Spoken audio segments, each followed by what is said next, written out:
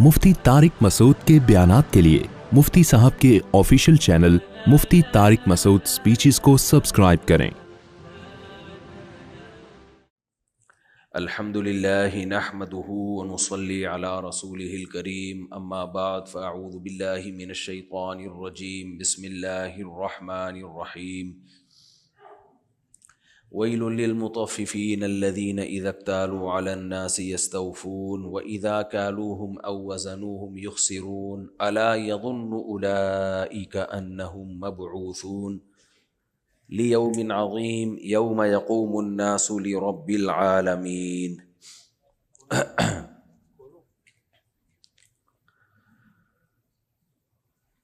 कुरान मजीद की चंद आयात तिलावत की हैं। अल्लाह ताला सही तरह से बात कहने की, सुनने की, समझने की और फिर अल्लाह ताला अमल की तौफीक अता फरमाए।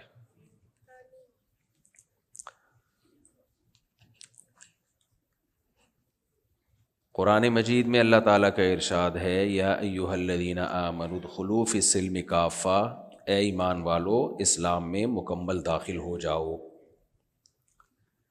ये मुकम्मल दाखिल का लफ्ज़ अल्लाह ने क्यों इस्तेमाल किया?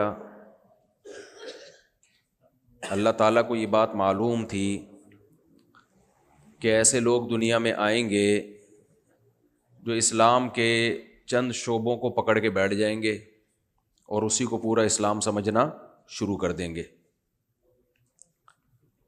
इससे सोसाइटी में फसाद पैदा होगा, जो कि हो रहा है।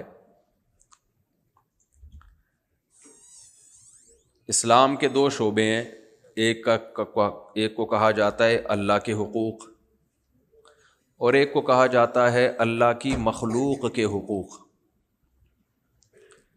अल्लाह के हुकूक में नमाज है, रोज़ा है, ज़कात है, हज है, दाढ़ी रखना, ज़िना से बचना, बदनज़री से बचना, फुहुश फिल्मों से बचना,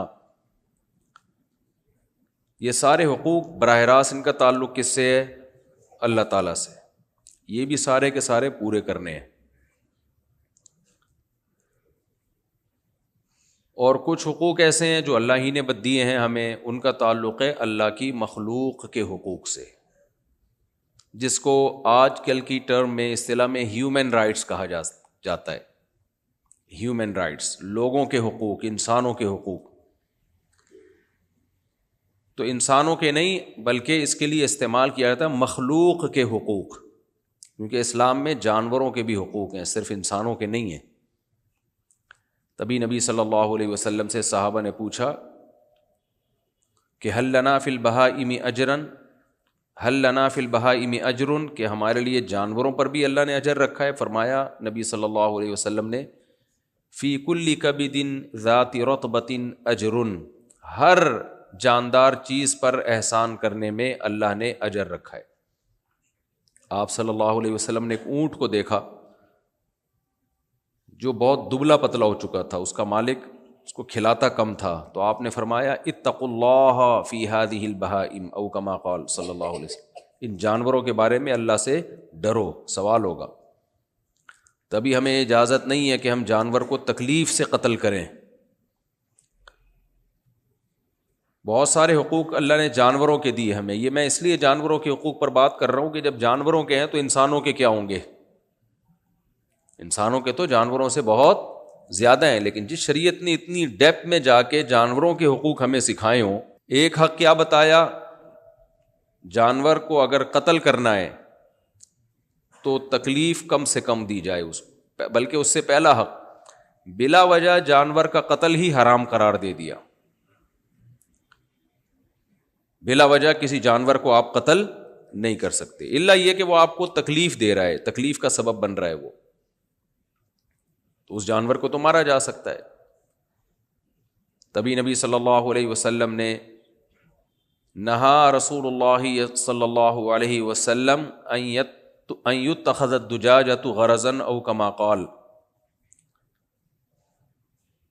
नबी ने बना फरमाया कि जानवर पे निशानेबाजी सीखी जाए।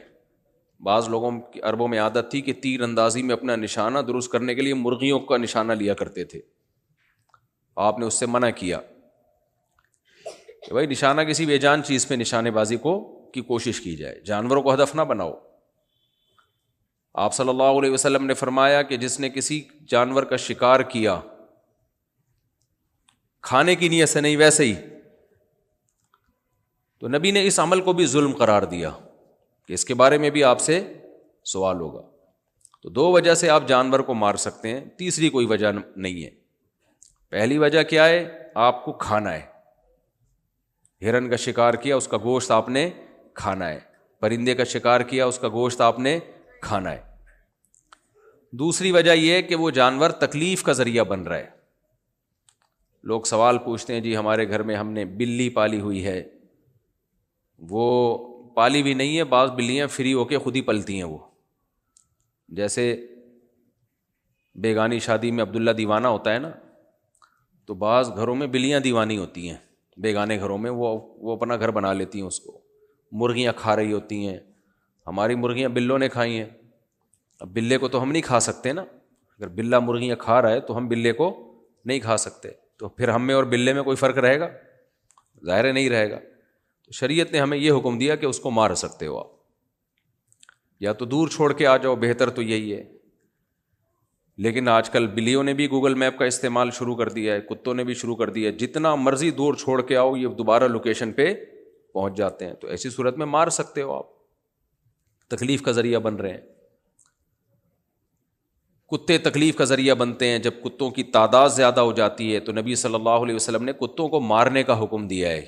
وجہ اس کی ہے کہ کتے ہوتے تو کتے ہی ہیں نا، وہ کتے زیادہ ہونے سے کتا گیری زیادہ شروع ہو جائے گی سوسائٹی میں، کتے کھاتے ہیں، بائکیں ٹکراتی ہیں۔ تو ہمیشہ سے گورنمنٹ بھی یہ کام کرتی رہی ہے، کتے جب زیادہ ہوتے ہیں KMC والے ان کتوں کو مارتے ہیں۔ نبی صلی اللہ علیہ وسلم نے بھی مدینہ میں حکم دیا، کتے بہت ہو گئے تھے، آپ نے قتل کلاب کا حکم دیا، بھی کتوں کو قتل کرو کیونکہ اس سے نقصان ہوتا ہے۔ صحابہ کرام نے کیا کیا کہ اتنے کتے مارنا شروع کر دیے کہ کوئی بیچارہ باہر سے مسافر آتا نا، حفاظتی کتا بھی اس کے ساتھ ہوتا تو اس کو بھی مار دیتے تھے۔ تو آپ نے منع کیا، فرمایا ما لکم وللکلاب، کہ کیوں نسل تھوڑی ختم کرنی ہے کسی چیز کی۔ تو نبی صلی اللہ علیہ وسلم نے جانور کے حقوق بھی بیان کیے۔ تو پہلا حق کیا بیان کیا کہ قتل نہیں کرنا بلا وجہ۔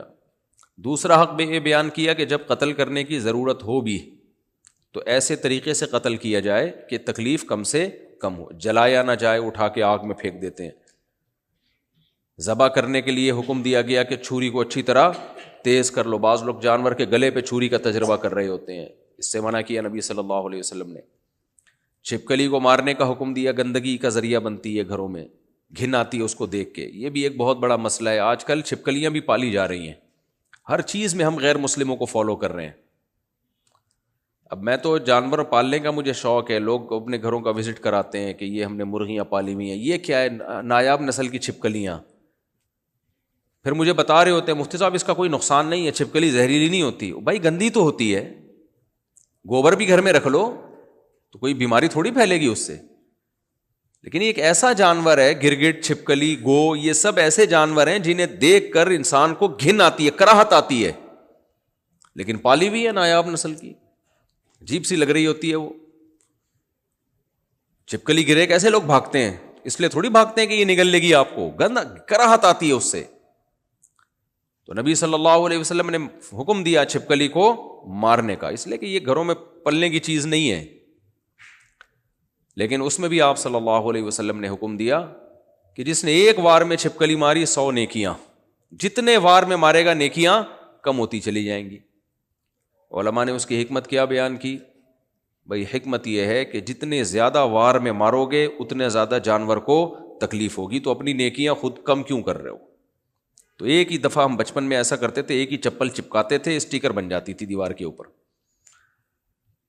تو اب لوگ چھپکلیاں پالنا شروع کر دی ہیں گھروں کے اندر، گوروں کو دیکھ رہے ہیں، انگریزوں کو جو وہ کر رہے ہیں، ان کے گھروں میں اتنی وحشت ہوتی ہے نا کتوں کی وجہ سے۔ اللہ تعالیٰ کے حکام بڑے پیارے ہیں، آپ غیر مسلم علاقوں میں جاؤ نا، ایک الگ سے وحشت ہوتی ہے۔ آپ کیوں ہوتی ہے؟ ایک تو بچے نہیں ہوتے ان کی سوسائٹی میں، رونق ہی نہیں ہے، سارے بڑے بڑے ہی گھوم رہے ہیں، یار رونق تو بچوں سے ہوتی ہے۔ میں بھی افریقہ گیا ہوں، غریب ملک ہے لیکن رونق ہے، کیونکہ گروتھ ریشو ہے ان لوگوں کا، بچے گھوم رہے ہیں گلیوں میں، کوئی ٹائر چلا رہا ہے، کوئی وہ ٹرک بنایا ہوا ہے مٹی سے، کسی نے لکڑی سے ٹرک بنایا ہوا ہے، کوئی لانچ سے اتر کے سمندر میں کلٹیاں مار رہا ہے نا. ایک بچے کو میں نے، افریقی بچے کو دیکھا، لانچ سے چھلانگ مارتا ہے پانی میں اور نیچے گرنے سے پہلے 2 کلابازیاں کھا چکا ہوتا ہے.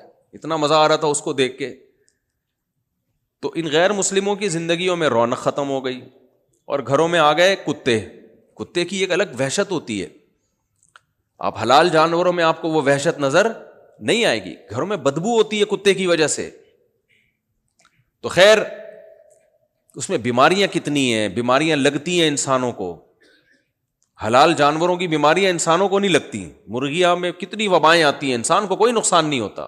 کبھی آپ نے نہیں دیکھا کہ مرغیوں میں بیماری آئی تو انسان بھی مرنا شروع ہو گئے. تو بہت پاکیزگی کا مذہب ہے بھائی اسلام، بڑی زبردست تعلیمات ہیں. آپ حلال جانور پالو، مرغیاں پالو، بکری پالو، دمبے پالو، گائے پالو. کتا ضرورت کی حد تک، اگر آپ کو مجبوری ہے، کوئی چوری کا خطرہ ہے تو ایک مجبوری ہے، ورنہ یہ وحشی درندہ ہے. درندوں میں وحشت ہوتی ہے. لوگ کہتے ہیں ہمیں سے بڑی محبت کرتا ہے. آپ سے کرتا ہے محبت، پڑوسی سے تھوڑی کرے گا. اس کو تو وحشت ہوگی نا، گلی میں گزرنے والوں کو وحشت ہوگی. آپ وہاں دیکھو روڈ پہ انگریز لوگ کتے لے کے گزر رہے ہوتے ہیں تو اس انگریز کو تو محبت ہوتی ہے، لیکن جو فٹ پاتھ پہ دوسرا آدمی ہے وہ ڈر رہا ہوتا ہے، گھبرا رہا ہوتا ہے کہ یار یہ مجھے ہی نہ کاٹ لے. اور اتنی ٹینشن میں لے کے گھومتے ہیں. کتا کبھی ادھر جا رہا ہے، کتے کی طبیعت میں کتا پن ہے، قرار نہیں ہوتا، اس کو زنجیر سے کھینچا ہوا ہوتا ہے انہوں نے. کبھی ادھر بھاگ رہا ہے، کبھی ادھر بھاگ رہا ہے، کبھی ادھر بھاگ رہا ہے. میں ان سے کہتا ہوں یہ تمیز سے واکنگ بھی نہیں کر سکتے بیچارے.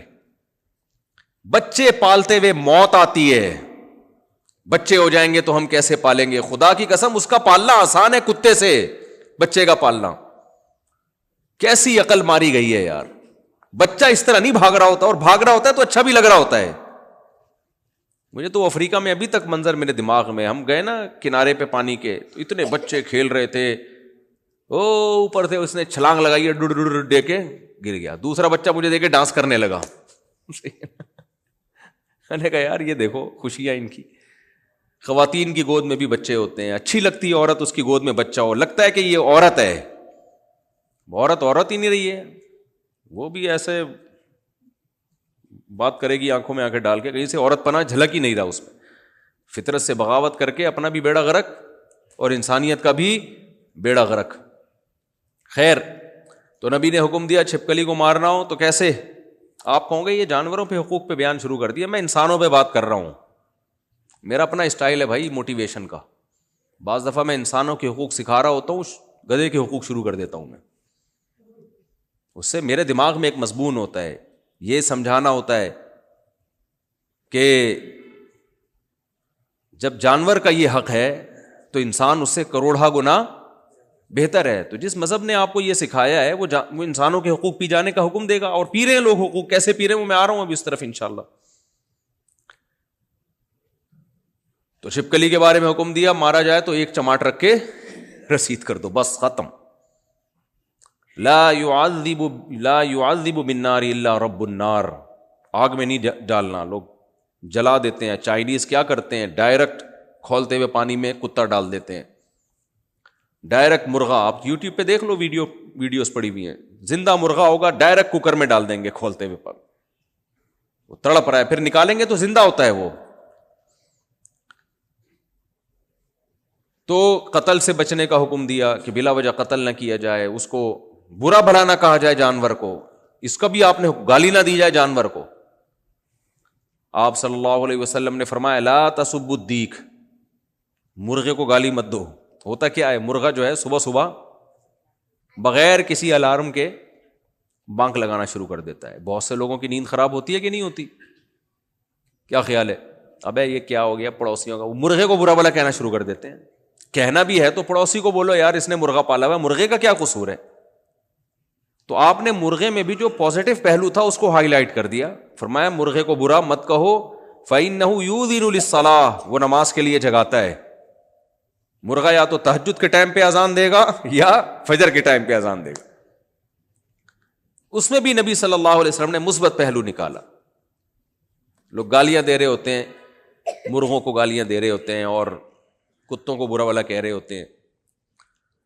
تو جیسے نبی صلی اللہ علیہ وسلم نے انسانوں کے مخلوق کے حقوق آپ صلی اللہ علیہ وسلم نے بیان کیے. صحابہ کرام میں زمانے جاہلیت میں کیا ہوتا تھا؟ کھڑے کھڑے جانور کا گوشت کاٹ کے کھا لیتے تھے. آج بھی ہوتا ہے. افریقہ کے بعض جو وحشی لوگ ہیں وہ ایسا کرتے ہیں. وہ کیا کرتے ہیں؟ گائے کھڑی ہوئی ہے نا, تو یہیں سے اس کا ران کاٹی زندہ, اس کو باندھ کے ران کاٹی اور پکا کے کھا گئے, اور اس پہ زخم کا علاج کرتے ہیں. پھر اس عمل کو اسلام نے حرام قرار دیا. ویسے بھی وہ گوشت حرام ہوتا ہے کیونکہ جانور ذبح نہیں ہوا باقاعدہ. تو جب ان مخلوق کے حقوق اللہ نے سکھائے, اپنے حقوق اللہ نے سکھائے, تو ظاہر ہے میرے بھائی جب جانوروں کے حقوق سکھائے, ایک نبی کو ایک چیونٹی نے کاٹا, صحیح مسلم کی حدیث ہے, تو نبی نے وہ ساری چیونٹیاں جلا دیں. تو اللہ نے وحی کی, تنبیہ کی کہ کاٹا ایک نے تھا, سزا سب کو دی آپ نے, ایسا کیوں کیا آپ نے؟ تو اس سے پتہ چلتا ہے بھائی جو بلا وجہ آپ چیونٹی بھی نہیں مار سکتے. اب یہ نہیں کہ گھر میں آپ فنائل کے پوچے نہ لگائیں, وہ تو لگا سکتے ہیں کیونکہ گھر چیونٹیوں پالنے کی جگہ نہیں ہے, انسانوں کے رہنے کی جگہ ہے. لیکن بلا وجہ جا کے چیونٹیوں کو تنگ کرنا اور چھیڑ چھاڑ کرنا جانور سے, یہ غلط عمل ہے. تو اب سوچو انسانوں کے کیا حقوق ہوں گے. آج انسان انسانوں کے حقوق پی رہا ہے. حقوق پینے کے دو طریقے ہوتے ہیں, ایک غیر مہذب طریقہ اور ایک ہوتا ہے مہذب طریقہ. تو غیر مہذب طریقہ کیا ہے؟ چوری کرنا, ڈکیتی کرنا, مسجد سے چپل چرا کے بھاگ جانا, جیب کترا بن جانا, کسی کے جیب میں ہاتھ ڈالا موبائل غائب, پرس غائب, بندوق خریدی کنپٹی پہ رکھی موبائل چھین لیا. یہ ہے لوگوں کے حقوق دبانے کا غیر مہذب طریقہ. سمجھتے ہو کہ نہیں سمجھتے؟ جب انسان پکڑا جاتا ہے چترول بھی لگتے ہیں, پولیس والے پکڑ کے کوٹتے بھی ہیں, کورٹ میں بھی جاتا ہے, چھوٹ کے آ بھی جائے بدنام بہرحال ہو جاتا ہے. لوگ ایسے شخص کو رشتہ نہیں دیتے, پتہ چل جائے نا کہ یہ کام کرتا ہے. آپ کی بیٹی کے لیے کوئی رشتہ لے کر آیا, کیا کرتے ہو؟ جی میں چوریاں کرتا ہوں. تو دے دو گے رشتہ؟ ہاں جب دو گے جب آپ بھی یہی کام کرتے ہوگے, تو آپ کہو گے چلو مل کے داماد اور سسر مل کے یہ کام کریں گے. تو یہ وہ طریقہ ہے جس کو سب برا سمجھتے ہیں. یہ طریقہ بھی سوسائٹی میں ماشاءاللہ مارکیٹ میں بہت چل رہا ہے. لیکن آج میں جس طریقے کی بات کروں گا وہ ہے وہ طریقہ. سلمان بھائی آپ مارکیٹ سے شارٹ ہیں یار, بہت دنوں بعد نظر آئے. میں نے ان سے اسرار بھائی کو بولا تھا, میسج ملا تھا ان کا. اچھا ماشاءاللہ زندہ ہے, دیکھ کے خوشی ہوئی مجھے. تو ایک طریقہ ہے مہذب. تو آج میں آپ کو مہذب طریقے سکھا رہا ہوں چوری کے. اس سے فائدہ یہ ہوگا کہ آپ چور بھی ہوں گے ایک نمبر کے, لیکن آپ کے جو وائٹ کالر ہے نا وہ وائٹ ہی رہے گا. آپ کہیں رشتے کا پیغام بھیجیں گے تو آپ کی شادی بھی ہو جائے گی. آپ کہیں جاب کے لیے اپلائی کریں گے, آپ کو رکھ بھی لیا جائے گا. لوگ آپ کو جھک جھک کے صرف سلام نہیں بلکہ جب یہ زیادہ چوریاں شروع کر دیں گے نا, مہذب طریقے والی چوریاں, تو سلام ہی صرف آپ کو کریں گے. آپ غریب آدمی کو تو ویسے بھی کوئی سلام نہیں کرتا. وہ ایک حکیم صاحب کا قصہ اکثر میں سناتا تھا, بہت پرانا ہو گیا. ایک حکیم صاحب غریب تھے, کوئی سلام نہیں کرتا تھا نا. جب ان کے پاس پیسہ آ گیا تو جو بھی گزرتا, حکیم صاحب السلام علیکم, وہ کہتے تھے ٹھیک ہے پہنچا دوں گا. حکیم صاحب السلام علیکم, حکیم صاحب نے کہا ٹھیک ہے پہنچا دوں گا. لوگوں نے کہا سلام آپ کو کر رہا ہے, کدھر پہنچا دو گے؟ حکیم صاحب نے کہا اصل میں جب میں غریب تھا کوئی سلام نہیں کرتا تھا, اب میرے پاس پیسوں کی تجوری ہے, اب مجھے سلام کرتے ہیں تو اصل میں یہ مجھے نہیں کرتے, یہ اس تجوری کو سلام کرتے ہیں. تو رات کو جس نے بھی سلام کیا میں تجوری کو جا کے پیش کر دیتا ہوں کہ تجھے غفار بھائی نے بھی سلام کہا ہے, تجھے وسیم بھائی نے بھی سلام کہا. تو چوری کا, لوگوں کی حق تلفی کا ایک طریقہ ہے مہذب. مہذب تو سمجھتے ہیں نا, اردو بھی مارکیٹ سے شارٹ ہو رہی ہے. مہذب طریقہ ہے یہ. جو مہذب طریقہ ہے یہ مارکیٹ میں ہول سیل کے حساب سے چل رہا ہے. اس میں جتنا مہذب طریقہ ہوگا اتنی دولت زیادہ ہوگی. آخرت میں تو لٹکے ہوئے ہوگے جہنم میں. دولت بھی زیادہ آئے گی اور عزت بھی کم ہونے کے بجائے بڑھے گی. آپ کہہ رہے ہو یار یہ کون سا طریقہ ہے, فوراً بتاؤ مفتی صاحب. آپ بولو گے نا کون سا طریقہ ہے. اصل میں آپ مولانا نہیں ہو اس لیے آپ کو نہیں پتا. میں مولانا ہوں تو میں بتاؤں گا آپ کو, لیکن اس کے نتیجہ نکلے گا آپ سب مولانا بننے کی کوشش کرو گے. وہ طریقہ ہے جس میں آپ کی عزت بھی کم ہونے کے بجائے بڑھے, دولت بھی آپ کے پاس آئے اتنی کہ آپ نوٹ چھاپنے کی مشین بن جاؤ, اور پیسہ سنبھلے نہیں آپ سے. اللہ کی نظر میں آپ سے بڑا چور دنیا میں کوئی ہو ہی نہیں, اللہ کی نظر میں تو یہ حالت ہو جائے گی آپ کی. لیکن پبلک آپ کو جھک جھک کے سلام کرے گی, کوئی آپ پہ انگلی اٹھائے تو آپ مجھے بتانا کہ مجھ صاحب آپ نے طریقہ بتایا تھا لیکن میں بدنام ہو رہا ہوں. حالانکہ ہے چوری, لیکن میں کیا ہو رہا ہوں, بدنام. آپ نے کہا تھا یہ وہ چوری ہے جس سے انسان بدنام نہیں ہوتا. اس میں لوگوں کی حق تلفی بہت زیادہ ہوگی. وہ چند طریقے آپ کی خدمت میں پیش کرتا ہوں, پیشگی معذرت کے ساتھ, لیکن وہ آپ کو پسند بہت آئیں گے. سب سے آسان طریقہ اس میں یہ ہے کہ آپ جن چڑیل بھوت بھگانے کا کارخانہ کھول لیں. اس پہ میں کئی بار بیان کر چکا ہوں, آج زیادہ میں اس کو ہائی لائٹ نہیں کروں. سب سے آسان اس کا طریقہ یہ ہے. اب آپ کہو گے بھائی کارخانہ کھولنے کے لیے بھی تو انویسٹمنٹ چاہیے. نہ, جتنے غلیظ گندے گٹر لائنوں میں رہتے ہوگے نا, اتنا کارخانہ آپ کا. گندے نالے پہ آپ ایک چھپڑا ڈال دو, سمجھ رہے ہو, گندا نالا ہو اس کے اوپر کیا ڈال دو, ایک چھپڑا. سڑی ہوئی حالت میں بیٹھ جاؤ آپ وہاں پہ, اور بس پین لے کے نا کاغذ پہ کچھ لکیریں بنانا شروع کر دو, ذائچے بنانا شروع کر دو. آپ کوئی پوچھے کیا کر رہے ہو, بولے پیر صاحب ہیں, میں جادو کا علاج کرتا ہوں اور جن چڑیل بھوت بولو بھگاتا ہوں. آپ دیکھنا تھوڑے دنوں میں آپ کا ڈیفنس میں بنگلہ نہ ہونا تو میرا نام بدل دینا. پھر جب میرے بیانات ہوں گے آپ کے خلاف تو آپ کے پاس ایک ہی منجن ہوگا بیچنے کے لیے. کیا جادو برحق نہیں ہے؟ کیا اسلام میں جادو کا علاج نہیں ہے؟ آئی بات سمجھ میں؟ اچھا, یہ پہلا یہ ہوگا پلان اے, 2-4 دن میں ہی پیسہ آنا شروع ہو جائے گا. پلان بی میں یہ ہے کہ جب آپ کے پاس تھوڑا سا پیسہ آنا شروع ہوگا اور آپ تھوڑے سے مشہور ہوگے تو آپ سے علاج کے لیے مفتی طارق مسعود صاحب جیسے لوگ, میں دوسرے علماء کا نام اس لیے نہیں لے رہا کہ وہ کہیں گے آپ ہمارا نام ممبر پہ کیوں لے رہے ہو, آپ ہمارا نام ممبر پہ کیوں لے رہے ہو. تو میں ایک کیریکٹر کے طور پر, کہ میں بھی ایک مشہور آدمی ہوں, لوگ ہماری اوقات تو اللہ کو پتہ ہے کیا ہے, لیکن لوگ کچھ ہمیں ویلیو دینے لگے ہیں. تو ویلیو والے آدمی جن کو لوگ بہت فالو کرتے ہیں, ہمارے ہاں علماء کے ساتھ ایک بہت بڑا مسئلہ یہ ہے کہ جب علماء کو کچھ ہوتا ہے نا تو وہ کنفرم اس کو نظر بد یا جادو پہ لے کے جاتے ہیں. یہ بہت بڑی بیماری مولاناؤں میں پائی جاتی ہے. اور جب ان کو کہا جائے آپ کو یہ نیچرل ہے, 60 سال کی عمر میں فالج کا ہو جانا یا سر میں درد کا ہو جانا, بی پی کا ہائی ہو جانا, یہ اکیلے آپ کے ساتھ نہیں ہو رہا, یہ دنیا میں نیچرل ہے, گوروں کے ساتھ بھی ہوتا ہے جنہوں نے اتنی ترقی کر لی ہے. نہ ان کو کسی پھلترو نے بتایا ہوتا ہے جو علماء کے ساتھ چپکنے والے لوگ ہیں کہ آپ پہ کسی نے جادو کیا ہے, اور وہ بہت جلدی یقین کر. یہ مولویوں کی بیماری مولوی ہی سمجھتا ہے نا,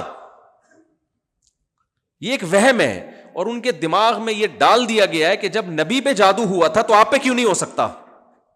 اس کا تو میں 20 دفعہ جواب دے چکا ہوں, ابھی میرا یہ ٹاپک نہیں, میں عاملوں پہ نہیں آ رہا ہے, لیکن وہ اسٹیپ بائی اسٹیپ بیان کرنا ہے. سب سے پہلے تو میں وہ طریقہ بیان کروں گا نا چوری کا جو سب سے زیادہ کیا ہو, جس میں فائدہ بہت زیادہ, تاکہ ترتیب خراب نہ ہو. ترتیب جو ہے نا, اگر میں ڈائریکٹ کسی اور سے شروع کر دوں گا تو ترتیب خراب ہو جائے گی. جو سب سے پہلے نمبر کے چور ہیں اور ارب پتی ہیں اور ان کی عزت بھی سوسائٹی میں سب سے زیادہ ہے, سب سے پہلے ان کو, اور جن کی قدموں میں علماء صلحاء بزرگان دین جا کے بیٹھتے ہیں, تو سب سے پہلا نمبر بھی بھائی جو جس کا مقام ہے وہ اس کو دینا چاہیے. کیا خیال ہے بھائی؟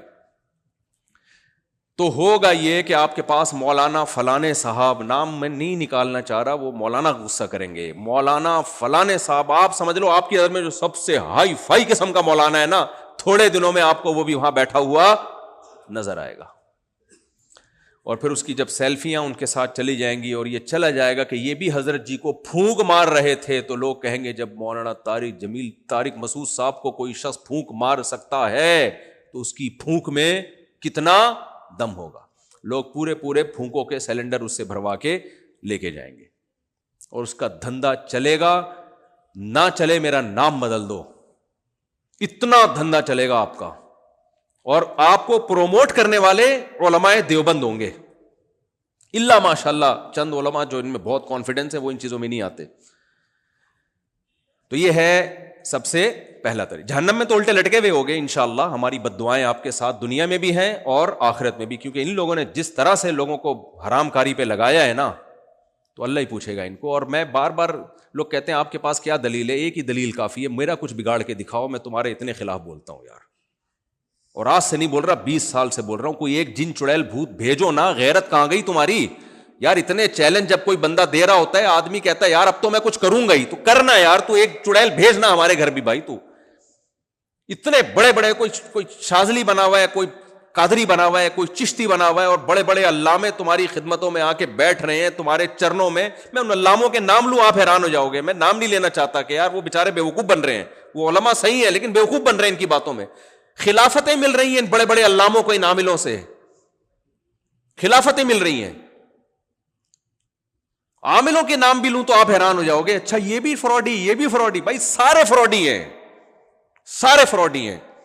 ایک جملہ میرا یاد رکھو، جب میں فراڈی عاملوں کے خلاف بات کرتا ہوں تو عامل پتہ ہے کیا کہتے ہیں؟ اصل میں مفتی صاحب 2 نمبر عاملوں کے خلاف بول رہے ہیں. نا نا نا نا نا، میں 1 نمبر عاملوں کے خلاف بول رہا ہوں. سمجھ رہے ہو؟ میں 2 نمبر کے خلاف نہیں بول رہا. اور ان کو میں چیلنج دیتا ہوں، ایک چڑیل ایک بھوت لا کے دکھا دے یار، تو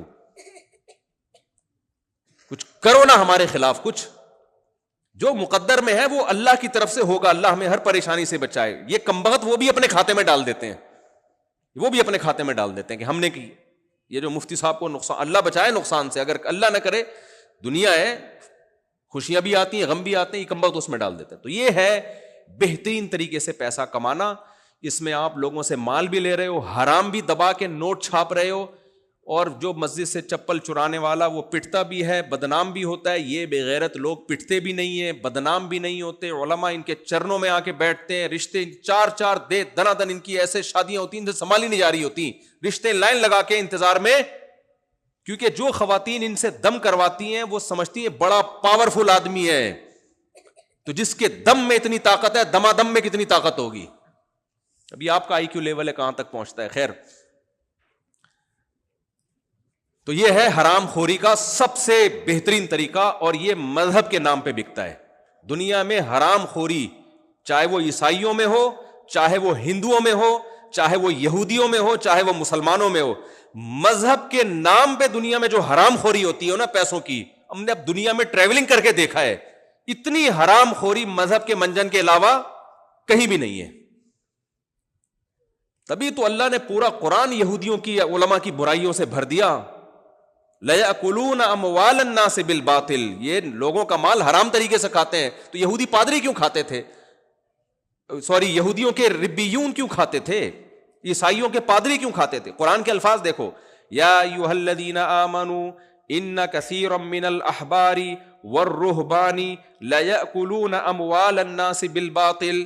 اے ایمان والو، عیسائیوں کے مولوی اور یہودیوں کے مولوی لوگوں کا مال حرام طریقے سے کھاتے ہیں. اس سے پتا چلا کہ مولوی کے پاس یہ منجن ہے کہ وہ لوگوں کا مال حرام طریقے سے کھا سکتا ہے.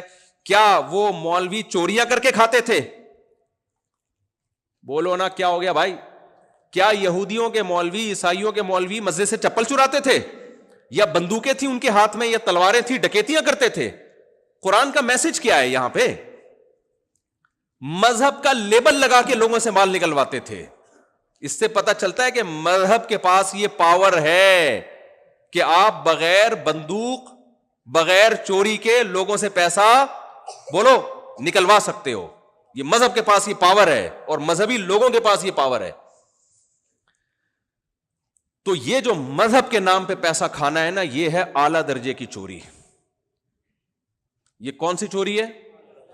اور یہ حرام در حرام اس لیے کہ عام چور اور ڈاکو وہ ڈکیتی کرے گا، چوری کرے گا، مذہب کا لیبل نہیں لگائے گا. وہ کبھی بھی یہ نہیں کہے گا میں جو بٹوا دے نہیں دے گا تو تجھے گناہ ملے گا، تو جہنم میں جائے گا. اس کو پتا ہے جہنم میں جاؤں گا. وہ مذہب کا لیبل نہیں لگا رہا، یہ اللہ رسول کا لیبل لگاتے ہیں. کہتے ہیں روحانی، یہ علوم ہے، علوم علم بھی نہیں ہے، علوم ہے. جب کچھ بھی نہیں ہوتا نا تو وہ علوم ہوتے ہیں. پھر وہ ایک ہوتا ہے علم جو نارمل لوگوں میں ہوتا ہے، ایک ہوتے ہیں کیا؟ علوم. اس کا مطلب کچھ بھی نہیں ہے یہ. تو یہ ہے میرے بھائی مذہب کے نام پہ حرام کھانے کا سب سے بہترین بولو طریقہ. دوسرا جو اس سے کم اس میں تھوڑی سی ٹینشن زیادہ ہے. اس میں کیا تھوڑی سی ہلکی سی ٹینشن ہے، لیکن اس کا آؤٹ یہ تو بچے بھی کیسا سبق سیکھ رہے ہیں، بچے بھی سیکھ. دوسرا طریقہ یہ ہے کہ آپ مسجد یا مدرسہ بنائیں. اپنے پیسوں سے کبھی ہر حماقت نہیں. دیکھو اس میں انویسٹمنٹ کی تو اس کا مطلب آپ بے وقوف آدمی ہو، ٹھیک ہے نا. یہ حماقت کبھی نہیں کرنا کہ اپنے پیسوں سے مسجد یا مدرسہ. تو آپ بہرحال کوئی ریلیشن وغیرہ استعمال کر کے مسجد بنا لیں یا کیا بنا لیں. میرے بیان کا یہ مطلب نہیں ہے کہ جہاں بھی مدرسے ہیں یا جہاں بھی مسجدیں وہ سارے معاذ اللہ چور ہیں، خدا نخواستہ یہ ہرگز مقصد نہیں ہے. لیکن چوری کا ایک بہترین یہ ذریعہ ہے، صرف ہوشیار کرنا مقصد ہے، ورنہ مسجدوں سے ہی خیر پھیل رہی ہے، مدرسوں سے ہی خیر پھیل رہی ہے.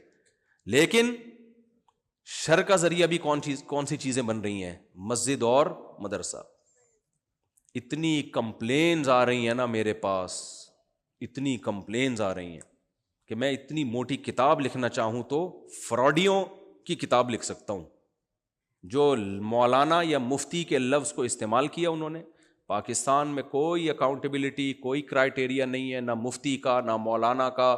سند آپ چھاپ لو. ابھی آپ کو اگر مفتی کی سند چاہیے، میں کمپوزر کو بولتا ہوں 2 منٹ میں نکال کے پکڑا دے گا آپ کو، کوئی پوچھنے والا نہیں ہے. آپ لوگوں سے چندہ لے کے کہیں بھی بنا لو، پھر اس کے نام پہ پھر آپ نے مسجد کی شیٹرنگ کا کو ادھورا چھوڑنا، یہ ذہن میں رکھنا.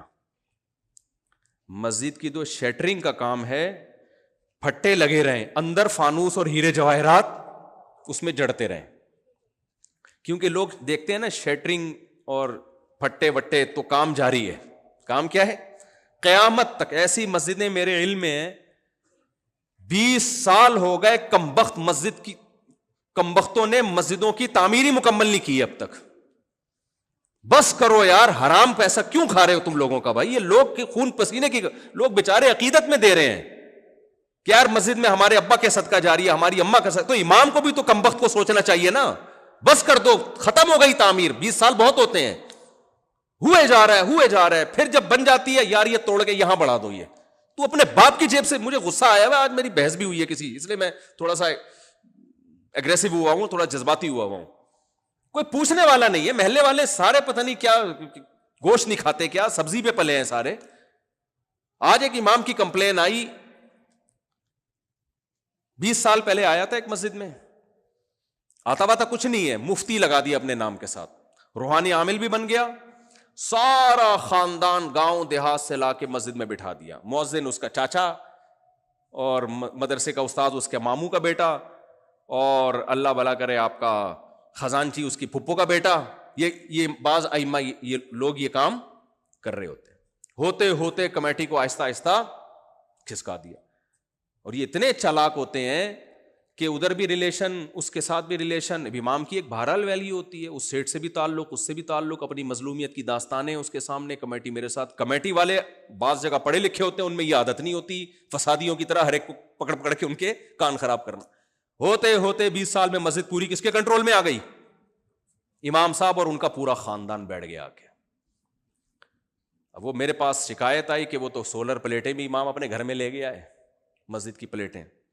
مسجد کے نام پہ کروڑوں روپے چندہ آتا ہے، کوئی حساب دینے کے لیے تیار نہیں ہے. جب امام صاحب سے پوچھو امام صاحب اس کا حساب دیں، تو امام صاحب کہتے ہیں تمہیں عالم سے بات کرتے ہوئے شرم نہیں آتی؟ علماء عین بھی بڑا گاڑا نکالتے ہیں. یہ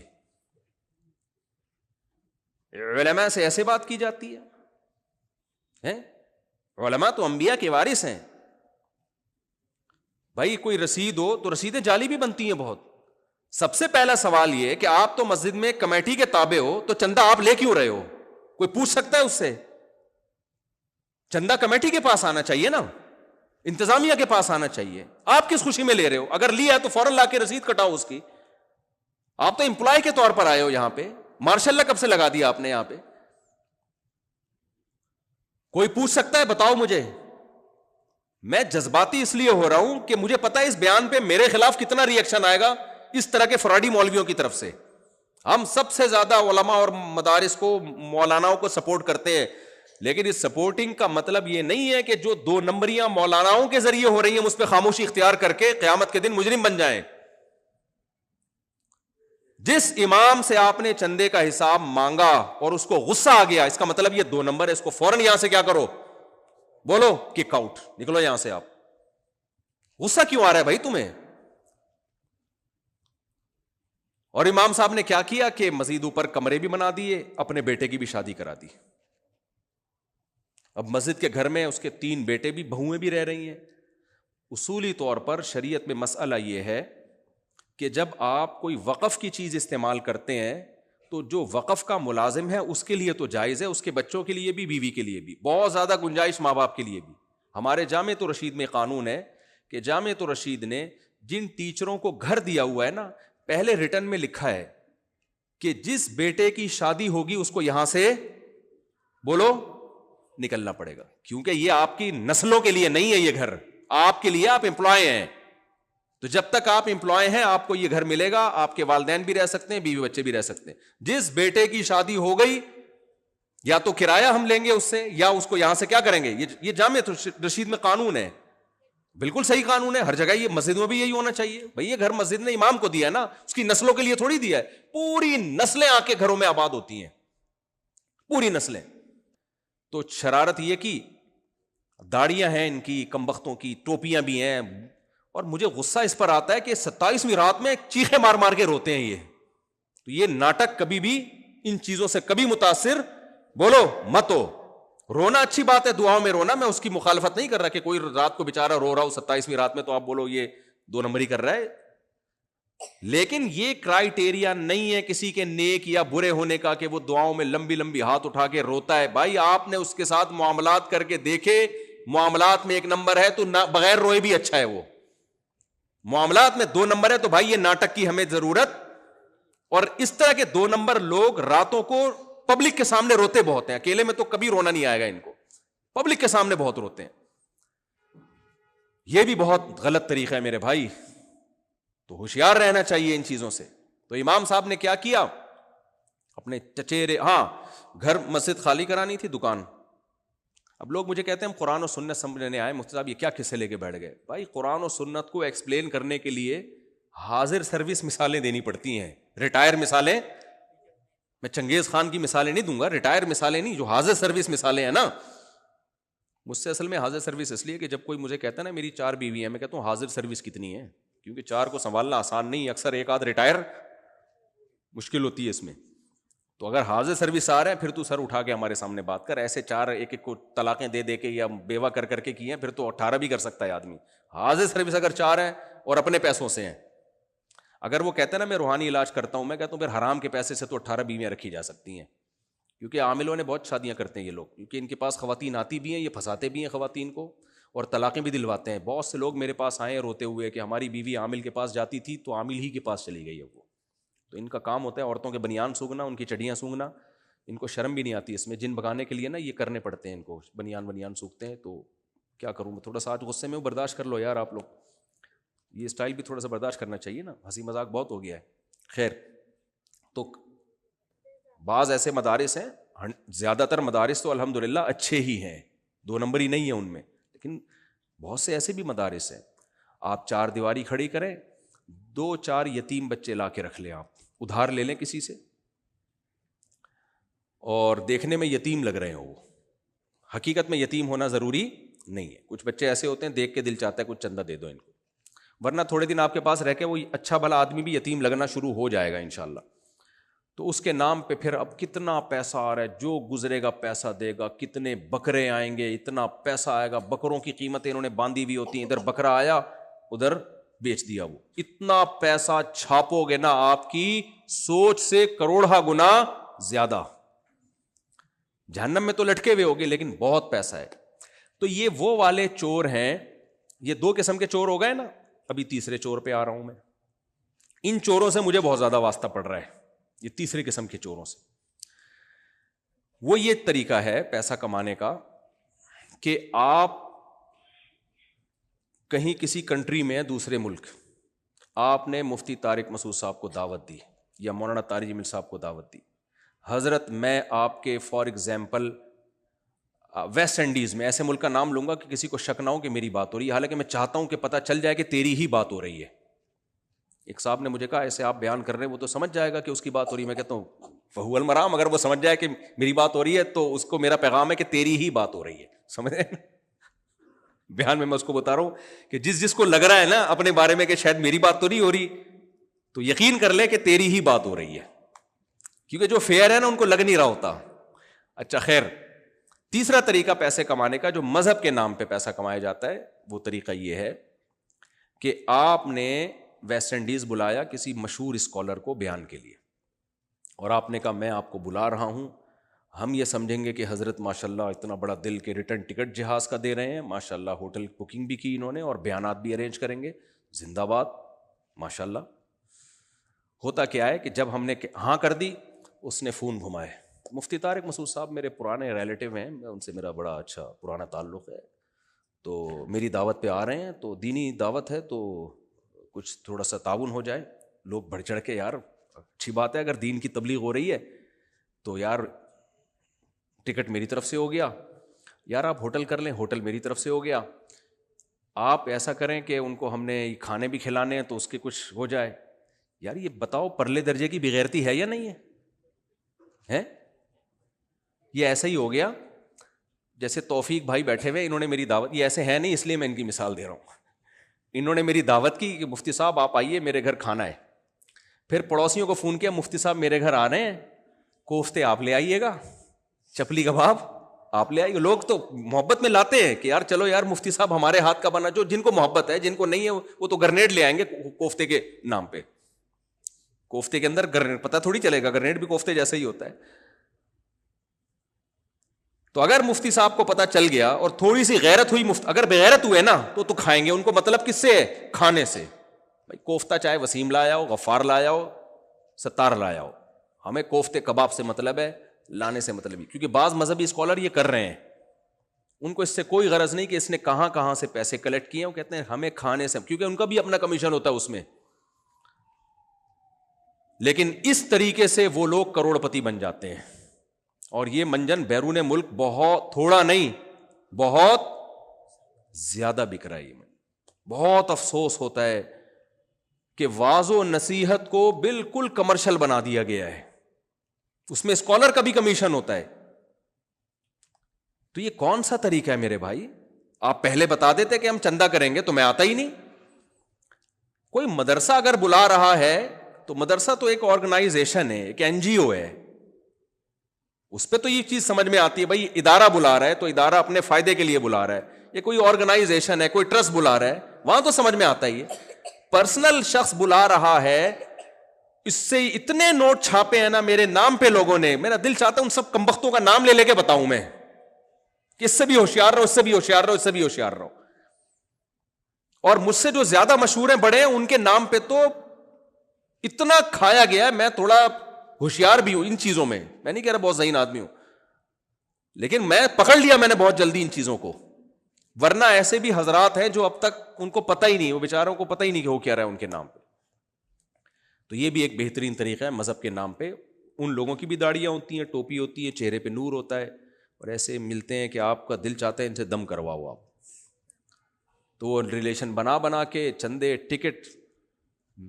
میرے ساتھ کیا ہوا ہے, امریکہ میں ایک ہوٹل میں ناشتہ تھا ہمارا, جب میں نے دیکھنا یہ سب فراڈ چل رہا ہے بھائی, ہمیں تو کمرشلائز یوز کیا جا رہا ہے, میں نے کہا سیدھا سیدھا عجائب گھر میں رکھ کے ٹکٹ لگا دو میرے بھائی, بتا کے ٹکٹ لگا دو.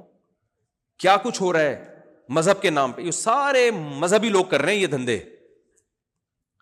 ہوٹل میں ناشتہ ہے مفتی طارق مسعود صاحب کا, یہ میں قرآن و سنت ہی بیان کر رہا ہوں, مثالوں کے بغیر قرآن و سنت سمجھ میں نہیں آتا. یہ چوریاں ہیں, یہ حرام خوری ہے, لیکن اس سے آپ بدنام نہیں ہوتے. زیادہ بڑی اور مذہب کا لیبل لگا ہوا ہے اس میں. کیا کچھ آپ اندازہ لگاؤ کتنی بے عزتی کی بات ہے. ہمارا ناشتہ ہے صبح 10 بجے, مجھے اندازہ تھا کہ ناشتے میں بھی ٹکٹ ہوگا. سب جگہ ایسا نہیں ہے, کہ ایسا نہ ہو کہ جو بیچارے نہیں بھی ہیں وہ بھی بدنام ہو جائیں, بہت سے مخلص بھی ہیں الحمدللہ. بہت سے کا لفظ غلطی سے نکل گیا, تھوڑے سے مخلص بھی ہیں الحمدللہ. تھوڑے سے لوگ وہ واقعی دل سے محبت کرتے ہیں, وہ ٹکٹ لگا کے نہیں, وہ ناشتہ کرا رہے ہوتے ہیں تو ناشتہ ہی کرا رہے ہوتے ہیں. لیکن زیادہ تر کیا ہو رہا ہے, ایک واقعہ بس سناتا ہوں کیونکہ بہت سے واقعات کے بعد مجھے یقین ہو گیا تھا یہ ہر چیز کمرشلائز ہے. میرا 10 بجے صبح امریکہ میں ہوٹل میں ناشتہ, رات کو جس ہوٹل میں ٹھہرا ہوا ہوں نا, میں نے وہاں لڑکوں سے کہہ دیا اس کمبخت نے ناشتے پہ کیا لگایا ہوگا, ٹکٹ. ہم ایک پراٹھا کھا لیں گے جا کے اور یہ لاکھوں روپے کمائے گا, اور میرا بھی ٹھیک ہے اس میں کمیشن دے گا یہ, لیکن یہ کمیشن کمانے کا کوئی مہذب طریقہ ہے کیا؟ ارے مجھے ایک بات بتاؤ, میں لوگوں سے کہوں کہ میں آپ کے ہوٹل پہ ناشتہ کروں گا, اس سے آپ کے ہوٹل کی پبلسٹی ہوگی اور لوگ آئیں گے, وہ ملیں گے, $50 دے کے آئیں گے, تو اتنا میرا اتنا تیرا. یہ کوئی مہذب طریقہ ہے پیسہ کمانے کا؟ بولو, کسی عزت دار آدمی پہ سوٹ کرتا ہے یہ طریقہ؟ کہ یار ملاقاتوں پہ بھی ٹکٹ لگ رہے ہیں علماء کی اور ان کی جیب میں بھی جا رہے ہیں, میں تو کروڑ پتی بن جاؤں اس طریقے سے. لیکن میں نے ان سے کہہ دیا, میں نے کہا اس نے لگایا ہوا ٹکٹ, یقیناً لگایا ہوگا. تو میں نے لوگوں سے کہا, جو ہمارے دوست احباب تھے نا USA میں, جو مخلص دوست تھے میرے ساتھ ہوٹل میں ٹھہرے ہوئے تھے, میں نے ان سے کہا کہ یہ صبح آئے گا 10 بجے. میں نے کہا پہلے تو اس کو منع کر دو, میں صبح ناشتہ نہیں کروں گا, میں فجر کے بعد سوؤں گا, میں رات کو سفر میں مجھے نیند کی پرابلم ہو رہی ہے, تو میں 10 بجے اٹھوں گا ہی نہیں, میں ڈائریکٹ لنچ کروں گا دوپہر کو, اور وہ لنچ کا ہمارا کہیں انتظام ہے پہلے. میں نے جب اس کو کہا, اس نے کہا نہیں مفتی صاحب یہ کیسے ہو سکتا ہے, آپ ہمارے ساتھ ناشتہ نہ کریں. طریقہ بتا رہا ہوں تو اسٹائل بتانا پڑے گا تاکہ آپ لوگ یہ طریقہ سیکھو, اس اسٹائل میں بات کرنی پڑے گی آپ کو. نہیں مفتی صاحب یہ کیسے ہو سکتا ہے, آپ صبح ناشتہ آپ ہمارے ساتھ کریں. میں نے ساتھیوں کو آنکھ ماری, میں نے کہا یہ پولیس لے کر آئے گا, ناشتہ کروائے گا, دیکھنا یہ, اور اب اس کے ساتھ ہم کھیلتے ہیں. میں پہلے بھی اس کو کہہ سکتا تھا کہ ہو ہی نہیں سکتا نا, لیکن میں نے کہا ذرا کھیلو اس کے ساتھ. میں نے کہا دیکھیں ایکچولی مجھے بھوک بھی نہیں لگتی آج کل صبح کو, اور تھکاوٹ بھی ہوتی ہے. کہتے ہیں نہیں مفتی صاحب کوئی بات نہیں, آپ جلدی سو جائیں رات کو, ٹھیک ہے نا. میں نے کہا دیکھیں میں رات کو جلدی سوؤں گا, مجھے پھر بھی نیند نہیں آئے گی, مجھے نیند آج کل فجر کے بعد ہی آ رہی ہے. تو کہہ رہے ہیں نہیں مفتی صاحب دیکھیں وہ بہت محبت والا ہے. مجھے وہ صاحب کہنے لگے کہ آپ نے صبح 10 بجے آنا ہے مفتی صاحب, بہت محبت سے اس نے ناشتہ بنایا. میں نے کہا بھی بنا کہاں ہے, صبح بنائے گا نا, تو نہیں بنوا اس کو بولو. نہیں جی آپ آئے. میں نے ساتھیوں سے کہا دیکھنا یہ صبح چھاپا مارے گا ہوٹل پہ, اور گن پوائنٹ پہ, کیونکہ اس نے یقیناً کیا لگایا ہوا ہے, ٹکٹ لگایا. جتنے لوگ ہوٹل پہ ناشتہ کرنے آئیں گے ان سے $50 الگ لے گا, ہوٹل والے سے الگ لے گا, اور یہ سارا ان کا کھانچا ہے. یہ کام کون کر رہے ہیں؟ جن کے نام کے ساتھ مفتی صاحب لگا ہوا تھا. میں نام نہیں لوں گا ابھی اس کمبخت کا, کیونکہ ایک کا نام لیا تو 20 کا نام لینا پڑے گا. پھر یہ بڑے غیرت کے خلاف لوگ ہوتے ہیں, دشمنی بلا وجہ کی ایک لمبی, کوئی ایک آدمی کر رہا ہو نا تو آدمی ہو تو ماشاء اللہ ہول سیل کے حساب سے. مفتی کا لفظ تو ایسا ہے پتھر اٹھاؤ مفتی نکل رہا ہے. میں نے انکوائری کی, میں نے کہا مفتی بنا کیسے؟ انہوں نے کہا اس کا یہاں امریکہ میں دھندا نہیں چل رہا تھا تو بے روزگار تھا, تو یہ گیا مدرسے سے مفتی کی ڈگری لے کر آ کے یہ اس نے مسجد بنا لی. سمجھ رہے ہو, ماشاء اللہ نوٹ چھاپ رہے. تو میں رات کو ٹھہرا ہی نہیں ہوٹل میں. میں نے کہا میں ٹھہروں گا نہیں یہاں, کیونکہ یہ اس کا بس نہیں چلا, یہ پولیس اٹھا کے لے آئے گا, کوئی الزام ڈال کے مجھے لے جائے گا, پہلے ہوٹل میں ناشتہ کرائے گا پھر جیل میں بھیجے گا. ناشتہ اس نے کرانا ہے مجھے, اس لیے میں سوؤں گا ہی نہیں. آپ میں اپنے کسی دوست کے ریلیٹو کے گھر چلا گیا. صبح 10 بجے لڑکوں کا فون آ رہا ہے, مفتی صاحب وہ آیا ہوا ہے, تلاش کر رہا ہے, ہر کمبل میں سونگ سونگ کے دیکھ رہا ہے آپ کو. جب اس کو نظر نہیں آ رہا نا تو آنکھوں پہ یقین نہیں رہا اس کو. اس نے کہا اسمیل سے پہچاننے کی کوشش کرو, اس میں مفتی صاحب کون سے ہیں, اسمیل سے پہچانو. سارے کمبل اس نے اتار کے دیکھ لیے اور سب تختوں کے نیچے جھانک جھانک کے. میں نے واش روم میں بیٹھا ہوا ہے کہ شاید اندر مفتی صاحب گئے ہوئے ہوں, باہر بیٹھا ہوا ہے. میں نے کہا اس کو بولو تمہارا پروگرام وڑ گیا. میں نہیں گیا, پتہ نہیں وہ پھر ان لوگوں نے پکڑا ہوگا اس کا گریبان, پیسے واپس بھی نہیں کیے ہوں گے. یہ بھی بتا دوں آپ کو, جن سے پیسے لے لیے ان کو ٹوپی کرا دی ہوگی کہ ہم یہ پیسے ٹرسٹ میں جمع کرا دیں گے, ایکچولی مفتی صاحب کو یہ ہو گیا فلانا ہو گیا. تو یہ ہے پیسہ کمانے کا بولو تیسرا طریقہ. یہ بھی کس کے نام پہ کمایا جاتا ہے؟ مذہب کے نام پہ. سمجھ رہے ہو, علماء سے عقیدت کے نام پہ. اب تو کسی بڑے عالم کا کسی اسسٹنٹ کا فون آئے نا, ملنا چاہتا ہوں, میں کہتا ہوں اتنا کافی ہے کہ تو حضرت جی کا اسسٹنٹ ہے. اس بدگمان ہونے کے لیے اتنا کیا ہے, پتہ نہیں ہے بھی کہ نہیں ہے, تو اتنا کافی ہے. تو میں کہتا ہوں ٹماٹر والے سے مل لو میرے بھائی, اسسٹنٹ سے مت ملو. ٹماٹر والا ملو, وہ نہیں ٹوپی کرائے گا, وہ زیادہ مہنگے ٹماٹر بیچ کے چلا جائے گا, یہی ہوگا نا. تو اچھا ہے اس کے پاس پیسہ جائے. لیکن سارے اسسٹنٹ خراب نہیں ہوتے. جو میرا بیان سن رہے ہیں ان اسسٹنٹس کے علاوہ کی بات کر رہا ہوں میں, کیونکہ یہ بھی بڑے مسئلہ بن جاتا ہے اس کو نبھانا جو ہے. تو یہ ہے پیسہ کمانے کا تیسرا طریقہ. کچھ اور بھی مہذب طریقے ہیں, وہ مہذب, لیکن اس میں مذہب کا منجن نہیں بکتا, اس میں کوئی اور منجن بکتے ہیں. اب ہم ان طریقوں کی طرف آتے ہیں. اس میں طریقہ یہ ہے کہ ابا مر جانے کے بعد آپ بہن کو وراثت نہ دیں. آپ مسجد سے چپل چوری کریں گے, 50 روپے کی ہوگی, پٹیں گے بھی, ذلیل بھی ہوں گے, لیکن بہن کی 50 لاکھ کی وراثت آپ نہ دیں تو نہ سوسائٹی میں ذلیل ہوں گے آپ, نہ لوگ آپ کو کیا کہیں گے, برا بلا کہیں گے, آپ کے رشتے ناتے بھی ہوں گے. جب کوئی کہے گا آپ نے بہن کی وراثت کیوں نہیں دی, آپ بولیں گے بھائی ہمارے گھر کا معاملہ ہے, گھر اندرونی معاملہ ہے, آپ کیوں بیچ میں انوالو. حالانکہ اب مجھے بتاؤ چپل چوری کرنے والا بڑا چور ہے یا بہن کی وراثت کھانے والا بڑا چور ہے؟ چپل چوری کرنے والا اپنے ماموں اور بہن کی چپل نہیں چوری کرتا, وہ اجنبی کی چپل چوری کرتا ہے. بہن کی چپل چوری کرنا زیادہ برا ہے کیونکہ وہ خونی رشتہ ہے. نمبر 2, اللہ نے مسلمان کا مال کھانے کو حرام قرار دیا, لیکن عورت کا مال کھانے کو الگ سے حرام قرار دیا ہے. اس پر الگ آیتیں ہیں. تو پتہ چلا کہ اسلام میں عورت کا مال کھانا زیادہ بڑا جرم ہے. لا یحل لکم ان ترثوا النساء کرہا, سورہ نساء کی آیتیں. اور اللہ نے اجنبی کا مال کھانے کو الگ سے حرام قرار دیا, رشتہ داروں کا مال کھانا قطع رحمی ہے, اس کو الگ سے حرام قرار دیا. تو بہن کو وراثت نہ دینے میں 3 چوریاں اکٹھی ہو گئیں. ایک یہ کہ آپ نے کسی انسان کا مال کھایا, نمبر 2 مسلمان کا مال کھایا, نمبر 3 رشتہ دار کا مال کھایا, نمبر 4 عورت کا مال کھایا. لیکن آپ سوسائٹی میں سوٹ ٹائی میں, اور وہ سوٹ ٹائی بھی آپ نے اسی وراثت کے پیسوں سے خریدی ہوئی ہوتی ہے, گھوم رہے ہوتے ہو, کوئی بدنامی نہیں ہوتی آپ کی, اور آپ اس سے حج بھی کرتے ہو, عمرے بھی کرتے ہو. ہماری کمیٹی میں پچھلی کمیٹیوں میں سے ایک بندہ پکڑا گیا تھا, اس نے کرپشن کی تھی. تو پتہ چلا کہ جیسے ہی کرپشن کی ہے نا تو پہلے عمرہ کر کے آئے ان پیسوں سے. تو یہ لوگ عجیب ہی طرح کے لوگ ہوتے ہیں, ان کے حج بھی ہو رہے ہوتے ہیں, عمرے بھی ہو رہے ہوتے ہیں ان حرام پیسوں سے. تو اس لیے یہ بھی چوری کا ایک مہذب طریقہ ہے, بہنوں کی وراثت ہڑپ کر لینا. بڑا بھائی چھوٹے بھائی کو وراثت نہ دے, سمجھ رہے ہو؟ اچھا, اس میں جب زیادہ مسئلہ ہوتا ہے نا, زیادہ مسئلہ ہوتا ہے, مائیں بھی کھا جاتی ہیں بچوں کی وراثت. بعض دفعہ یہ بھی ہوتا ہے شوہر کا انتقال ہو گیا, ماں وراثت نہیں تقسیم ہونے دے رہی. بھائی یہ بھی چوری ہے 100%. ماں کہتی ہے میں ماں ہوں. بھائی اللہ کو زیادہ پتا ہے آپ کے ماں ہونے کا یا آپ کو زیادہ پتا ہے؟ اللہ نے بیوہ کا 8واں حصہ رکھ دیا نا, باقی سارا کس کو دیا ہے؟ اولاد کو. تو آپ اللہ سے آگے نکل رہی ہو. نہیں آئی میرا خیال ہے بات سمجھ میں. ماں کہتی ہے میں جب تک ہوں کوئی بٹوارا نہیں ہوگا, کیا ہم وراثت دے دیں, میں کہاں جاؤں گی. بھائی یہ اللہ کو سوچنا چاہیے تھا نا, کیا خیال ہے؟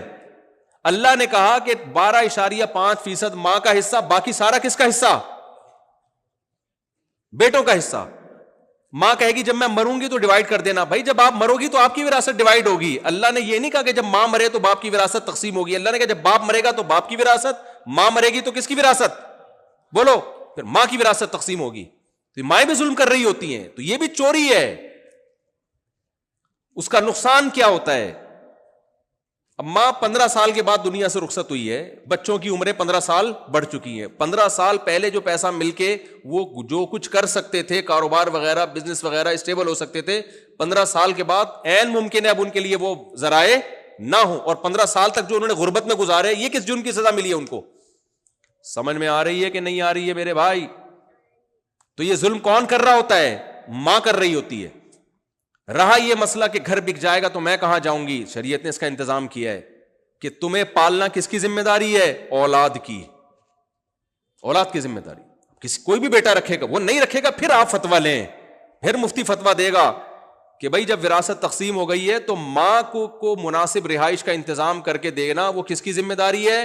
بچوں کی ذمہ داری. وہ نہ کر رہے پھر آپ بد دعائیں دیں. اس پہ بد دعائیں دینا کہ باپ کا کفن میلا نہیں ہوا اور وراثت تقسیم ہو رہی ہے, یہاں بد دعائیں الٹا ریورس ہوں گی. سمجھ رہے ہو کہ نہیں سمجھ رہے؟ یہ بد دعا بچوں کو نہیں لگے گی, الٹا ماں کو لگے گی جا کے. آپ شریعت میں رکاوٹ بن رہی ہو. تو یہ بھی بہت بدترین چوری ہے کہ بھائی بہن کی وراثت کھا جائے, بڑا بھائی چھوٹے بھائیوں کی وراثت کھا جائے, ماں بچوں کی وراثت کھا جائے, وہ نہ ان کو تقسیم کرنے دے. اور اس میں بعض دفعہ نابالغ بچے بھی ہوتے ہیں, ان کا تو مال کھانا ایسے جیسے جہنم کے انگارے کھا رہے ہو آپ, اتنا بڑا جرم ہے. شریعت میں نابالغ بچوں کے حقوق بہت زیادہ ہیں. نابالغ بچے کی پراپرٹی آپ نہیں بیچ سکتے, کیونکہ اس میں خطرہ ہے کہ جب لکوڈ فارم میں اماؤنٹ آئے گی تو ضائع نہ ہو جائے. اس لیے پابندی لگائی ہے کہ اس کی پراپرٹی ہے, بالغ ہوگا, اور بالغ ہو کے بھی نہیں, جب تک 25 سال کا سمجھدار نہیں ہو جائے گا اس وقت تک اس کی پراپرٹی نہیں بیچی جائے گی. اتنے سخت پابندیاں ہیں. ہمارے ہاں ان اصولوں پر عمل ہوتا ہے. ویسے چپل چور کو پکڑ کے بیٹھے ہوئے, ہم بجلی چوری کو پکڑ کے بیٹھے ہوئے, وہ بھی پکڑنا چاہیے, اس کو چھوڑے نہیں. بعض دفعہ لوگ, ایک وہ چپل چور پکڑا گیا, کسی نے آ کے اس کو ڈانٹا تو کہے کوئی بات نہیں بیچارہ. میں نے کہا یہ بیچارہ نہیں ہے, یہ چپل چوری کی ہے, آج کل کچھ اور چوری کرے گا یہ. ابھی اس کے اگلے پچھلے گناہ معاف ہو جائے نا تو انشاءاللہ آگے جائے گا نہیں. تو میں چپل چور کو فیور نہیں دے رہا, میں بتا رہا ہوں کہ اس چور کو تو لوگ چور سمجھتے ہیں. یہ والی جو چوریاں ہیں, جو اس سے بڑے لیول کی, ہائی لیول کی چوریاں ہیں, ان چیزوں کو لوگوں نے چوری سمجھنا بولو چھوڑ دیا ہے. حالانکہ اس میں بھی آپ لوگوں کا مال ناحق طریقے سے کھا رہے ہو. تو یہودی عیسائیوں کے جو مولانا لوگ لوگوں کا مال ناحق طریقے سے کھاتے تھے, وہ چوریاں نہیں کرتے تھے, وہ اسی طرح لارے رپے دے کے غلط چیزیں کر کے بٹورتے تھے پیسہ. تو یہ بھی ایک طریقہ ہے حرام کھانے کا. سمجھتے ہو؟ ایک اور طریقہ, آج آپ کو سارے حرام طریقے بتاؤں گا میں. ایک اور طریقہ یہ ہے, یہ کوالٹی ساری ابھی گرتی جا رہی ہے, ٹھیک ہے نا. تو ان 4 طریقوں میں ہو سکتا ہے 2-4 لوگ یہاں ہوں پرانے والے طریقوں میں, آخر میں کوانٹٹی جو ہے وہ بڑھتی چلی جائے گی, کیونکہ جتنا وہ لیول چوری کا گرے گا تو کوانٹٹی کے لحاظ سے نا اس چوروں کی تعداد بڑھتی چلی جائے گی. سمجھ رہے ہو؟ تو ایک طریقہ تو یہ وراثت کھانے والا ہو گیا. ایک طریقہ یہ ہے, اچھا اس میں لارے رپے بھی دیتے ہیں. بڑا بھائی جب وراثت کھاتا ہے نا تو پتہ ہے کیسے کھاتا ہے, کہ میں ہوں نا, میں تمہاری کیئر کرنے والا ہوں, میں چھوٹے بھائیوں کا خیال کروں گا. بہنوں کی وراثت ایسے کھائی جاتی ہے, بھائی میں ہوں نا, ہم بھائی ہیں نا, آپ کو کسی چیز کی ضرورت ہو آپ ہمیں بتائیں.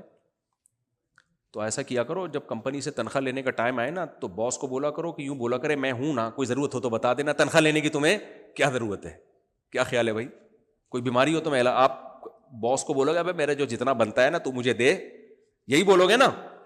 تو اللہ تعالیٰ نے جو وراثت بہنوں کی, بھائیوں کی, چھوٹے بچوں کی جتنی بھی وراثت رکھی ہے, اس میں اس پر مدار نہیں رکھا کہ اس کو ضرورت ہے یا ضرورت نہیں ہے, آپ اس کو حوالے کرو گے. اور نابالغ بچوں کے بارے میں اللہ نے حکم دیا کہ ان کی وراثت کو محفوظ کیا جائے گا, اور فرمایا کہ جب وہ بالغ ہو جائیں گے فَإِنْ آنَسْتُم مِّنْهُمْ رُشْدًا, صرف بالغ ہوتے ہی ان کے حوالے نہیں کی جائے گی. اللہ کو کتنا معلوم تھا نا کہ بالغ ہوتے ہی اگر ان کے حوالے کر دی نا تو بھی رشتہ دار کھا جائیں گے.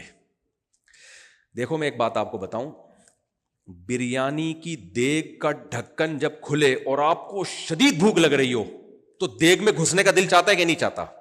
وہ تو اللہ کا فضل ہوتا ہے کہ وہ پلیٹیں ہمارے سامنے آ جاتی ہیں, ہم گھستے نہیں ہیں, لیکن کیفیت کیا ہوتی ہے کہ ہم دیگ میں بھوک لگ رہی ہو, ابھی لگ نہیں رہی آپ کو, اس لیے آپ کو مثال زیادہ سمجھ میں نہیں آئے گی.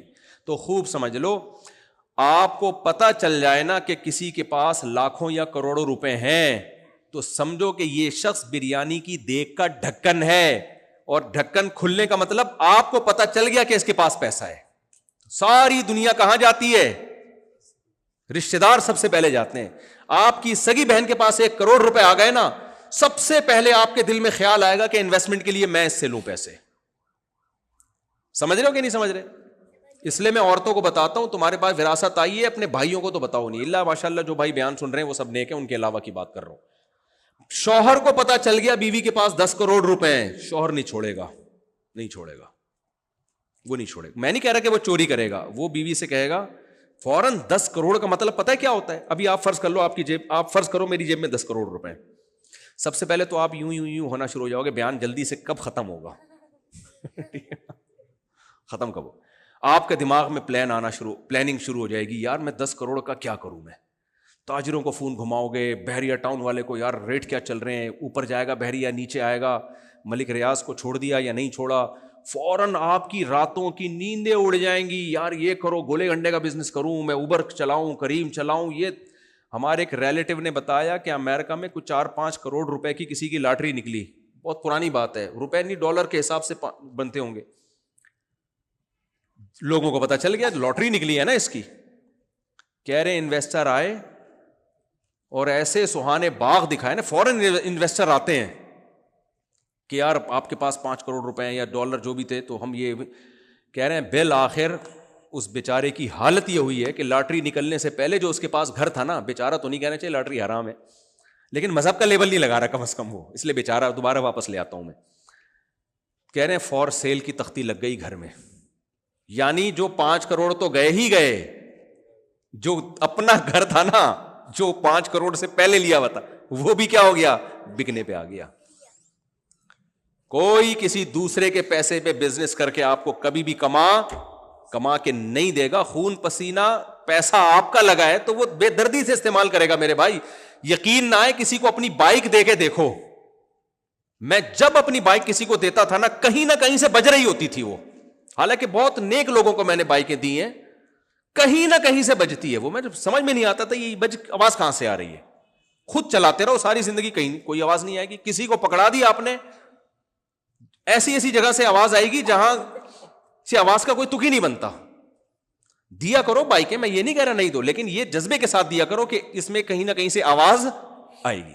گاڑی آپ دے کے دیکھ لو, رینٹ کار والوں کی گاڑیاں دیکھی ہیں آپ نے, وہ پہلے کیلکولیشن کرتے ہیں کہ گاڑی کی بیڑا غرق ہونے میں اتنا خرچہ آئے گا اور رینٹ اتنا آ رہا ہے, تو اگر رینٹ بیڑا غرق سے زیادہ ہو رہا ہے تو بیڑا, ان کو پتا ہوتا ہے بیڑا تو غرق بولو ہوگا ہی ہوگا. کرائے پہ گھر دے کے دیکھ لو, ایسی واٹ لگتی ہے نا گھر. میں نے دیکھا ہے لوگ نیا گھر بناتے ہیں کرائے پہ نہیں دیتے, کہتے ہیں ہم پاگل ہیں, ہم نے کروڑ روپے لگا کے گھر بنائے, کرایہ دار تو واٹ لگا دے گا اس کی, شاید کوئی لاکھوں میں ایک ہو تو نہیں کرتا ہو. تو یہ بھائی مال بے رحم ہوتا ہے. دوسرے کا مال کیا ہوتا ہے. مجھے ایک جگہ سے دعوت آئی بیان کے لیے, وہ ادارہ تھا تو وہ کرولا لے کر آئے, انسٹیٹیوٹ تھا, کوئی ادارہ تھا.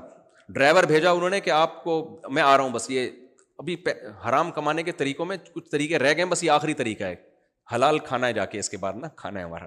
ٹھیک ہے, تو دعوت آئی, بیان کرنا ہے, گاڑی لے کر آ گیا ڈرائیور, کرولا تھی, ہم جا رہے ہیں, میں پیچھے بیٹھا ہوا ہوں. تو اس کو اندازہ ہوا کہ ہم غلط راستے پہ آ گئے ہیں, تو میں نے کہا کوئی بات نہیں یو ٹرن لے لو. اس نے وہیں سے دھاڑ کر کے فٹ پاتھ پہ چڑھائی اور یو ٹرن لے لیا. میں نے کہا اللہ کے بندے آگے سے لے جاتا ہے یار. میں نے کہا اس طریقے سے کیا یہ تمہاری گاڑی ہے؟ کہنا نہیں, ہے تو کمپنی کی گاڑی ہے یا ادارے کی گاڑی. خدا کے بندے تیری اپنی, میں نے اس کو سمجھا, میں نے کہا تمہاری اپنی گاڑی ہوتی اس طرح تم چڑھاتے اس کو فٹ پاتھ پہ. یہ مال بے رحم کا یہی مطلب ہوتا ہے. لوگ نہیں کرتے بھائی کہ یار آپ دے کے دیکھ لو. تو اب مجھے ایک بات بتاؤ, آپ کو پتا چل گیا کہ آپ کی بہن کے پاس 10 کروڑ روپے ہیں اور 20 کروڑ کس کے پاس ہیں؟ آپ کے پاس, وراثت کے نا. تو آپ کا دل نہیں چاہے گا 20 کو 30 کر دو؟ کیا خیال ہے؟ بریانی کا اگر بہن کو آپ کو پتہ ہی نہیں کہ بہن کے پاس 10 کروڑ ہیں, پھر تو کچھ نہیں ہوگا, کیونکہ یہ دیگ ہے, بریانی ہے, بھوک بھی لگ رہی ہے, لیکن دیگ پہ ڈھکن ہے, ٹھیک ہے نا, چھپی ہوئی ہے وہ. لیکن اگر رشتہ داروں کو, ماموں کو, چاچو کو پتا چل گیا کہ ہماری بھانجی, بھتیجی اور کزن یا ان کے پاس 10 کروڑ روپے آ گئے ہیں, اس کا مطلب دیگ کا ڈھکن کھل گیا. اور بریانی کے مخصوص ٹائم ہوتے ہیں جب دل کرتا ہے کھانے کا, جب بھوک لگ رہی ہو. پیسہ ایسی چیز نہیں ہے کہ مخصوص ٹائم میں اس کی طرف اٹریکشن ہو, وہ ہر وقت اٹریکشن ہے. سوتے میں بھی پتا چل جائے نا اس کے پاس 10 کروڑ روپے ہیں, آدمی اسی وقت بس خواب ویسے آنا شروع ہو جاتے ہیں. تو نتیجہ کیا نکلتا ہے ایسی بیچاری خواتین کا؟ یا تو شوہر کھا جاتا ہے. یہ وہ واقعات ہیں جو ہم نے اپنی آنکھوں سے دیکھے. اور مذہبی لوگوں کے چلے بھی لگے ہوئے, ان کے داڑیاں بھی ہیں, بزرگوں سے بیعت بھی, بزرگ ہی کھا جائے گا, یہ بھی خطرہ ہوتا ہے. اللہ معاف فرمائے, سارے بزرگ ایسے نہیں ہوتے. لوگ اپنے پیر و مرشد سے چھپا رہے ہوتے ہیں اپنا پیسہ, کہ ہمارے پیر صاحب کو پتا چل گیا نا میں پیسے والا ہوں, پیر ہی نہیں چھوڑے گا مجھے, پیر سے چھپا رہے ہوتے ہیں. تو پہلی تو اپنے اندر یہ کوالٹی پیدا کرو کہ لوگ آپ سے پیسہ نہ چھپائیں. میں تعریف میں نہیں کہہ رہا, میرے اندر بہت ساری خامیاں ہیں, سر موٹیویشن کے لیے. مجھے لوگ میرے سے اپنی آمدن چھپاتے نہیں ہیں الحمدللہ. بڑے بڑے کروڑ پتی تاجر آ کے بتا دیتے ہیں میرے پاس اتنا پیسہ ہے. ان کو پتا ہے کہ مفتی صاحب کی صحت پہ کوئی اثر پڑے گا نہیں, کیونکہ ہمارے حضرت نے ہمیں سکھایا ہے جو تمہاری جیب میں بس وہی ہے تمہارا, دوسرے کی جیب میں جو ہے بھائی وہ اس کا ہے, اس کا رہنا تو اسی کا ہے بس. تو بہت لوگ آئے میری زندگی میں, تمہارے پاس اتنا پیسہ ہے, اتنا پیسہ. میں ماشاء اللہ اللہ اور برکت دے. کبھی نہیں میں نے ان سے پرسنلی بٹھا کے چندہ بھی نہیں مانگا, اپنے لیے نہیں, چلو یار فلاں کے لیے نا. چندہ بھی ہوگا تو عمومی بیان میں. تو وہ ڈرتے نہیں ہیں. ایک سیٹھ نے تو ایک دن میرے سامنے بول دیا, کہہ رہا یار مفتی صاحب اللہ کا بڑا فضل ہے, آپ کو آمدن بتاتے ہوئے ڈر نہیں لگتا. کہتے ہیں بعض مولانا, سارے نہیں ایسے ہوتے, نیک لوگ بہت زیادہ ہیں الحمدللہ مولاناؤں میں, لیکن کہتے ہیں آمدن بتاتے ہوئے ڈر لگتا ہے. وجہ اس کی ہے کہ پھر نہ دو تو وہ کہیں گے یار تمہارے پاس اتنا تو ہے, دیتے کیوں نہیں تم, پھر چھپا بھی نہیں سکتے نا. آپ نے کسی کو بتا دیا مجھے 10 کروڑ روپے ملے ہیں, اگلا آ رہا ہے آپ کا جگری دوست, یار 50,000 ادھار چاہیے, پرابلم چل رہی ہے. اب آپ بول سکتے ہو کہ نہیں ہے, کہہ رہے ابھی تو بولے 10 کروڑ روپے ہیں, 50,000 بھی نہیں دے سکتا تو. پھر پرابلم بھی ایسی ہوگی, ماں مر رہی ہے, باپ مر رہا ہے, وہ اس کو ٹیڑھا ہوا ہوا ہے, وہ سیدھا ہوا ہے, وہ فالج ہوا ہوا ہے, وہ گردے خراب ہو گئے, اور عجیب قسم کی. تو یہ فراڈ بہت زیادہ ہوتا ہے اس میں. تو اب بہن کو وراثت ملتی ہے تو چاچے, مامے, پھپھے, تائے سب ایسے جیسے دیکھ کا ڈھکن سارے کاروبار کے نام پہ لینا شروع کر دیتے. شوہر کا دل بھی آ جاتا ہے. بیگم سے کہتے ہیں بیگم ایکچولی حضرت خدیجہ رضی اللہ تعالی عنہ نے, پھر قرآن و سنت تو بہت یاد ہوتا ہے لوگوں کو ایسے موقع, حضرت خدیجہ رضی اللہ تعالی عنہ کے پاس پیسہ تھا, آپ کو ایک ایماندار شوہر چاہیے تھا, تو سید الانبیاء محمد صلی اللہ علیہ وسلم سے آپ نے شادی کی, اسی لیے شادی کی. تو میں بھی اس سلسلے میں حاضر ہوا, ٹھیک ہے نا, میں بھی ایماندار ہوں, پیسہ آپ کے پاس ہے اور صلاحیت اور ایکسپیرینس کس کے پاس ہے, میرے پاس, اور ہم دونوں تو ہیں ہی ایک جان. ہم دونوں کیا ہیں, ایک بیان تھا میرا جس کی وجہ سے امریکہ کی ایک مسجد میں پابندی لگ گئی, وہ بیان نہیں ہونے دیا. وہ یہ لطیفہ تھا جو میں دوبارہ سنا رہا ہوں, اس کو تپانے کے لیے کہ دوبارہ لگا دے پابندی. تو ایک دفعہ کسی خاتون نے, بچے نے نا, امی نے بچے سے پوچھا بیٹا تم اسکول میں کیا پڑھ کر آئے ہو, جان کیسے نکلتی ہے؟ اسکول میں میڈیکل سائنس بھی پڑھائی جاتی ہے نا, جان کیسے نکلتی ہے؟ تو بچے نے کہا جان تو کھڑکی سے نکلتی ہے. اماں حیران ہو گئی, بیٹا کیا باتیں کر رہے ہو, جان کھڑکی سے نکلتی ہے؟ کہتی ہیں امی جب آپ گھر سے باہر جاتی ہو, پڑوسن آ جاتی ہے, جیسے ہی آپ بیل بجاتی ہو نا, ابو کہتے ہیں جان کھڑکی سے نکل جاؤ. بچے بہت خطرناک ہوتے ہیں, بچوں کے پاس نا راز بہت ہوتے ہیں. تو وہ بچہ سن کے یہ سمجھا کہ اس کو جان بولتے ہیں, یہ جان ہی ہے. ہر دفعہ ابا یہی بولتے ہیں جب بیل بجتی تھی نا, جان کھڑکی سے نکل جاؤ. تو بچہ یہ سمجھا کہ امریکہ میں میرا ایک بیان تھا, تو وہ صاحب نے پابندی لگائی کہ یار اس نے یہ لطیفہ سنایا, یہ اس کو نہیں آنے دیں گے. تو وہ دوسری مسجد میں, وہ سارا کراؤڈ الحمدللہ وہی لطیفہ سننے کے لیے وہاں پہنچ گیا کہ یار وہ دوبارہ سناؤ. خیر وہ بیان سننے کے لیے آیا تھا, لطیفہ سننے کے لیے نہیں. تو اللہ تعالیٰ کو معلوم تھی یہ بات, اس لیے اللہ نے فرمایا بچہ جب بالغ ہو جائے تو اس کی وراثت اس کے حوالے بولو نہ کرو. کیوں؟ اللہ کو معلوم تھا کہ یہ بھی کمزور ہے, اس کو چاچا بھی بیوقوف بنا سکتا ہے, اس کا ماما بھی اس کو کیا بنائے گا, بیوقوف. سارے نہیں چاچے مامے برے ہوتے بھائی, اچھے لوگ بھی ہیں. سارے برے ہو جائیں تو قیامت آ جائے گی نا, لیکن میجورٹی میں بہت لالچ ہے بھائی. تو ماما بھی بیوقوف بنائے گا, پھر لوگ اس کو غبن فاحش کے ساتھ چیزیں بیچ دیں گے, مارکیٹ ویلیو کم ہوگی, سہانے باغ دکھا کے 1 کروڑ کی چیز 10 کروڑ میں پہنا دیں گے اس کو. 20 مسائل ہیں, اس لیے اللہ نے فرمایا فَإِنْ آنَسْتُم مِّنْهُمْ رُشْدًا فَادْفَعُوا إِلَيْهِمْ أَمْوَالَهُمْ. دیکھ لو اگر یہ سمجھدار ہو جاتے ہیں, میچور ہو گئے, ان کو پیسہ کا استعمال آ گیا ہے, تو پھر ان کی وراثت ان کے حوالے کر دو. امام حنیفہ کی اللہ مغفرت فرمائے, ان کے درجات بلند کرے, انہوں نے یہاں بھی ایک اور اجتہاد کیا ہے.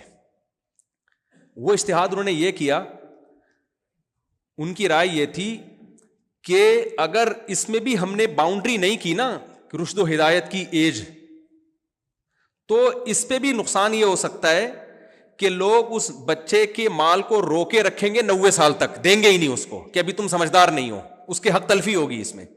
آئی بات سمجھ میں؟ لہذا امام صاحب نے کہا کہ بچہ بالغ ہو جائے تو قرآن کہتا ہے مال حوالے نہ کرو جب تک سمجھدار نہیں ہوتا, لیکن 25 سال کی عمر تک پہنچنے کے بعد اس کی سمجھداری کا فیصلہ کیا جائے گا. اب یہ ہو گیا ہے سمجھدار. بات آ رہی ہے سمجھ میں؟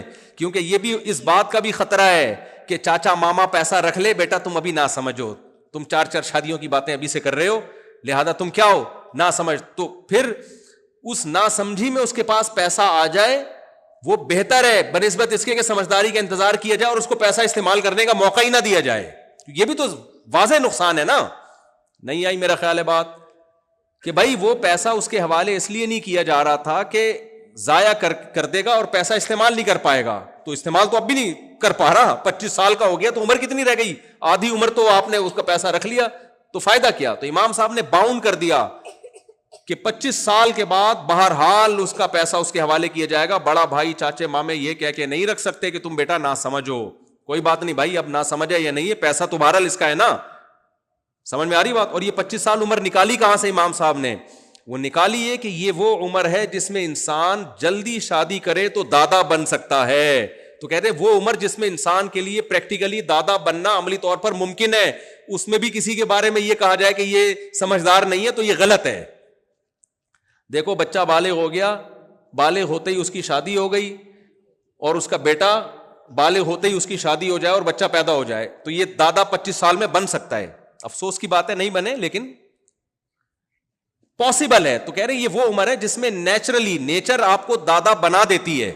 اگر آپ بننا چاہیں تو نیچر اتنی بڑی دھاندلی نہیں کرتی کہ آپ کے بچوں کے بچے پیدا ہو جائیں اور ابھی تک نیچر آپ کو سمجھدار نہ رکھے. یہ نیچر اتنی بڑی گڑبڑ نہیں کرتی. تو امام ابو حنیفہ نے یہاں اجتہاد کیا ہے فطرت سے, نیچر سے, کہ تاکہ اس کا مال ضائع نہ ہو. لیکن ان تمام باتوں سے پتہ چلتا ہے میرے بھائی کہ اسلام میں مالی لین دین کو کتنا اس کو قانون سازی کی گئی ہے قرآن و سنت میں, کہ لوگ ایک دوسرے کا مال ناحق طریقے سے نہ کھائیں. اس سے یہ تو بہرحال پتہ چلتا ہے. اور ہم کھاتے ہی ناحق طریقے سے, اور اس میں جو آج کل دھاندلیاں ہو رہی ہیں, قرضہ لے لیا ٹائم پہ واپس نہیں کر رہے, اس کے پیسے واپس نہیں, مزدور کو رلائے جا رہے ہوتے ہیں, اور کوئی کمٹمنٹ ہو گئی کسی سے, مکان خریدا, پلاٹ خریدا. کل ایک بندہ آیا, مجھے بڑی خوشی ہوئی, اس نے کہا کہ مفتی صاحب میرا بزنس میں نقصان ہوا, 1.5 کروڑ روپے کا قرضہ چڑھ گیا تھا آج سے 5-6 سال پہلے. تو کہہ رہا میں نے کہا 1.5 کروڑ کا قرضہ تم نے کیسے دیا؟ کہہ رہا آپ کا بیان سنا ہوا تھا اس لیے ذاتی گھر بیچ کے قرضہ دیا میں نے. اس کے یہ الفاظ تھے, آپ کا بیان سنا تھا کہ جب قرضہ چڑھ جائے تو لوگ ادھر ادھر سے دوسروں سے قرضہ لے رہے ہوتے ہیں, تو میں ان سے کہتا ہوں بھائی اپنا گھر بیچ کے قرضہ دو. تو لوگ کہتے ہیں گھر تو ہماری ضرورت ہے. تو بھائی گھر آپ کی ضرورت ہے, ذاتی گھر آپ کی ضرورت نہیں ہے. آپ کرائے پہ رہو, دوسروں کے پیسوں سے ذاتی گھر کہاں سے ضرورت ہو گئی آپ کی؟ اور میں نے اپنی بھی مثال دی, میں نے کہا دیکھو میں کرائے پہ رہتا ہوں, تو میں نے تو نہیں اس وقت تک بہرحال نہیں بنایا تھا, میں نے ابھی بھی نہیں بنا میرا, لیکن بنا بھی سکتے ہیں. گھر بنانا کوئی بری چیز نہیں ہے. اگر اللہ نے اضافی دیا آپ کو تو آپ کھاؤ پیو, اور جو اضافی ہے تو گھر بنا لو, کوئی پابندی نہیں ہے. دیواروں اینٹوں سے دل لگانا اور گھر نہ ہو اس کی ٹینشن لینا, یہ دنیا سے محبت کی علامت ہے, مسافر خانہ ہے بھائی. تو مجھے اتنی خوشی ہوئی, میں نے کہا یار ایک تو انسان کا بچہ نکلا نا, ٹھیک ہے نا, ورنہ کیا ہوتا ہے 1.5-2 کروڑ کا نقصان ہو گیا تو منہ پہ عجیب سی بے رونقی سی آ جاتی ہے, یار بھائی اللہ کے نام پہ کچھ زکوٰۃ دے دو, پیسے دے دو, یار فراڈ ہو گیا, یہ ہو گیا. اور آپ کو 1.5 کروڑ کورٹ سے تو وہ نہیں نکلوا سکتا تھا, کورٹ سے کوئی بھی نہیں. آپ وکیلوں سے آپ رابطہ کرو, آپ کے کسی کے پاس 1.5 کروڑ ہے, کورٹ میں کیس کرو, آپ کے 25 کروڑ لگ جائیں گے, 1.5 کروڑ وہ نکلیں گے نہیں آپ کے. قانون بھی یہی کہتا نہیں ہے جاؤ دفعہ ہو یہاں سے, آئے کیوں ہمارے پاس؟ جج صاحب بولے گا کہ دیے کیوں, کچھ ہے وہ قسطیں وسطیں بنتی ہیں, لیکن وہ بھی وہ روتا رہے گا جج کے سامنے جا کے, ہے ہی نہیں, چور لے گیا, ڈاکو لے گیا, وہ ایسا روئے گا. تو اس بندے کے, یہ کل کا واقعہ, پرسوں کا واقعہ ہے, مجھے اتنی خوشی ہوئی, ینگ لڑکا ہے, اس کو تو ذاتی گھر میں زیادہ لوگوں کو دلچسپی ہوتی ہے. تو کہتا ہے بھائی میری والدہ رکاوٹ ڈال رہی تھی کہ نہیں ہم ذاتی گھر نہیں بیچیں گے. کہتی ہیں میں نے کہا اماں مفتی صاحب کا بیان ہے, قرض دیکھو, نبی صلی اللہ علیہ وسلم جو قرض لے کے مر جاتا تھا اس کا جنازہ نہیں پڑھاتے تھے, صحابی رسول کا جنازہ نہیں پڑھاتے تھے, جب تک کوئی ذمہ داری نہیں لیتا کہ میں اس کا قرض ادا کروں گا, جنازہ نہیں پڑھاتے تھے آپ. اتنی حیثیت اسلام میں مالی لین دین کی, اور ہم پوری دنیا میں 2 نمبر الحمدللہ مشہور ہیں. پوری دنیا میں پاکستانیوں کا جو امیج ہے نا, لوگ بزنس کرنا پسند نہیں کرتے, کاروبار کرنا پسند نہیں کرتے, اس میں داڑھی ہو بغیر داڑھی ہو, ٹوپی ہو بغیر ٹوپی ہو, سب برابر, سوائے چند لوگوں کے جن کو اللہ نے اس حرام کاری سے بچایا ہوا ہے. میجورٹی ہم میں ایسی ہی ہے, پیسہ دو اس کے بعد وہ واپس کرنے کی فکر کرتا ہی نہیں. قومی ترانے لے کے بیٹھا ہوا ہوتا ہے, جب جاؤ گے ایک نیا ترانہ شروع آئے گا, پھر دوسرا, پھر انڈیا کا ترانہ سنائے گا, پھر امریکہ کا قومی ترانہ سنائے گا, وہ سناتا رہے گا, یہ ہو گیا, منہ عجیب سا ہو گیا. بھائی تو دے, صحیح ہے نا, جو جس کے پیسے بنتے ہیں کیا ہے وہ دے. تو اللہ تعالی ہمیں لوگوں کی حق تلفی سے بچائے, مالی لین دین میں اللہ ہمیں 1 نمبر بننے کی توفیق عطا فرمائے. اور یہ جو میں نے حرام طریقے آپ کو بتائے ہیں اس لیے نہیں کہ اب آپ کرنا شروع کر دیں. حرام سے نحوستی آتی ہے, بے برکتی ہوتی ہے, دنیا بھی عذاب آخرت بھی عذاب. یہ اس لیے بتائے ہیں کہ اس سے بچو اور ان جیسے لوگوں سے بھی کیا کرو، بچو۔ اللہ تعالیٰ عمل کی توفیق عطا فرمائے۔ وما علینا الا البلاغ۔